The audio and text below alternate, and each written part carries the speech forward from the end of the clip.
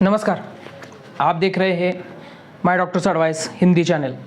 मैं आपका health adviser doctor Mahadik. मासिक धर्म स्त्रियों के लिए सबसे महत्वपूर्ण होता है। एमसी आने के बाद ही एक लड़की औरत बन जाती है और एमसी आना ये सबसे महत्वपूर्ण बात है। किसके लिए? क्योंकि जो प्रजोत्पत्ति होती है वो इसी पर निर्भर होती है और मनुष्य जात की जो होती है बढ़ोतरी इसी पर निर्भर होती है। तो एमसी, इसे मेंस्ट्रुअल साइकिल कहा जाता है। मेंस्ट्रुअल साइकिल और बोली भाषा में इसे एमसी कहते हैं। एमसी के बारे में बहुत सारे मिथ्स फैले हुए हैं। मिथ्स यानी कि गलतफहमियाँ। इन गलतफहमियों को दूर करना बहुत ही आवश्यक है। तो पहली गलतफहमी क्या है कि लेडीज़ में यह गलतफहमी है कि एमसी के बारे में कि 28 दिन में एमसी आनी ही चाहिए। हर एक औरत को 28 दिन के बाद ब्लीडिंग होना ही चाहिए, ऐसी गलतफहमी है। लेकिन ये सरासर झूठ है। क्या होता है कि नॉर्मल मेंस्ट्रुअल साइकिल जो है वो 22 दिन से लेकर 34 दिन तक हो सकती है। हर एक लेडीज़ में ये अलग अलग होती है। कुछ लेडीज़ में 22 दिन में, 24 दिन में आ सकती है। कुछ लेडीज़ में 28 दिन, 26 दिन में आ सकते हैं। कुछ लेडीज़ में 32-34वें दिन भी आ सकती है, उसके बाद ही ब्लीडिंग होता है। वो उस औरत के लिए नॉर्मल है। लेकिन अगर 28 दिन वाली औरत को 22 दिन के बाद एमसी आए या फिर 34 दिन वाली औरत को 28वें दिन में एमसी आ जाए तो ये अबनॉर्मल होता है उस पर्टिकुलर औरत के लिए। दूसरी गलतफहमी यह है कि औरतों को एमसी के दौरान यानी ब्लीडिंग के दौरान खट्टा, तीखा, मसालेदार, स्पाइसी ये खाना जो होता है वो नहीं खाना चाहिए, ऐसा बोला जाता है। क्यों बोला जाता है? क्योंकि एमसी के वक्त जो होता है नौशिया वोमिटिंग यानी एसिडिटी होती है, उल्टी आने जैसा महसूस होता है, उल्टी आता है, पेट दर्द होता है। ऐसा उनका मानना होता है कि एमसी के वक्त ये खाया जाए, खट्टा, मीठा, तीखा, स्पाइसी खाया जाए तो ऐसा होता है। लेकिन ये भी सच नहीं है, क्योंकि ब्लीडिंग के दौरान ये नेचुरल प्रोसेस होती है कि एमसी आने के दौरान जो होता है वो उल्टी आने जैसा महसूस होना, पेट दर्द, नौशिया, एसिडिटी, ये जो होते हैं लक्षण वो एमसी के लक्षण होते हैं। आप कुछ भी खा सकते हैं एमसी के दौरान। आप खट्टा खा सकते हैं, तीखा खा सकते हैं, मसालेदार खा सकते हैं, उसमें कोई भी प्रॉब्लम नहीं है। तीसरा मिथ यही है कि एमसी के दौरान, मासिक धर्म के दौरान एक्सरसाइज करनी नहीं चाहिए, ऐसा कहा जाता है। लेकिन मैं तो कहूँगा कि इसका उल्टा है। एमसी के दौरान हल्का व्यायाम करना चाहिए, एक्सरसाइज करना चाहिए, खास करके वॉकिंग करनी चाहिए।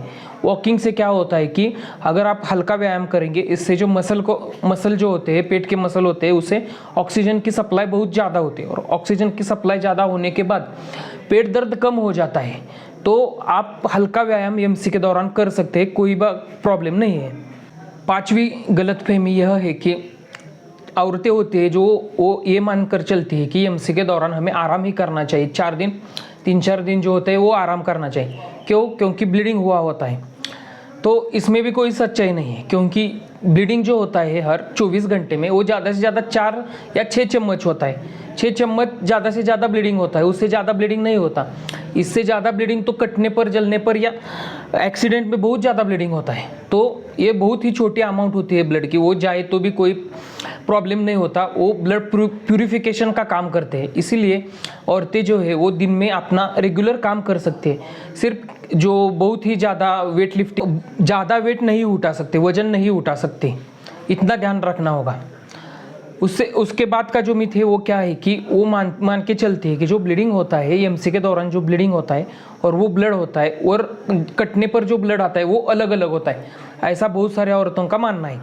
लेकिन ये भी सच नहीं है। जो कटने पर जो अपने शरीर से ब्लड आता है और एमसी के दौरान जो ब्लीडिंग होता है वो सेम ब्लड होता है, उसमें कोई भी डिफरेंस नहीं होता है, वो एक ही होता है। कुछ कुमारिका जो होती है, कुमारिका क्या कहती है कि लेडीज़ मानती है कि कुमारिका को एमसी के दौरान कॉटन का कपड़ा इस्तेमाल नहीं करना चाहिए, ऐसा कहा जाता है। क्योंकि लेडीज़ यह मानती है कि किशोरावस्था में जो लड़की होती है वह अगर कॉटन का कपड़ा इस्तेमाल करे तो उसका कौमार्य भंग हो जाता है। लेकिन इसमें भी कोई भी सच्चाई नहीं है। साइंटिस्ट ने यह पाया गया है कि, और रिसर्च में भी यह पाया गया है कि कॉटन का कपड़ा अगर कोई लड़की इस्तेमाल करे तो उसका कौमार्य भंग नहीं हो सकता। लेकिन कॉटन के कपड़े से सबसे ज़्यादा महत्वपूर्ण होता है कि पैड इस्तेमाल करना। उसके बाद का मिथ यह है कि जो लेडीज़ होती है वो बाल धोना पसंद नहीं करती, बाल धोना नहीं चाहती एमसी के वक्त। क्यों नहीं चाहती? क्योंकि एमसी के वक्त बाल धोने से उनका मानना यह होता है कि एमसी के जो ब्लीडिंग होता है उसमें परिणाम होता है वो कम हो जाते हैं, ऐसा उनका मानना है।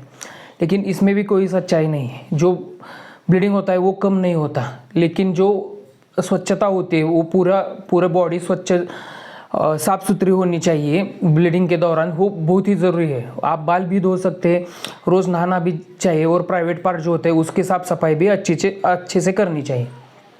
तो आज के इस वीडियो में मैंने आपको एमसी के बारे में जो मिथ्स होते हैं उसके डाउट क्लियर कर दिए, गलतफहमियां जो होती है वो दी गई है, और उसका सॉल्यूशन भी मैंने आपको बता दिया है। तो आज के इस वीडियो में बस इतना ही। मुझे लगता है आपको वीडियो पसंद आया होगा। पसंद आए तो उसे लाइक कीजिए, ज़्यादा से ज़्यादा शेयर करिए और हमारे चैनल को सब्सक्राइब करिए।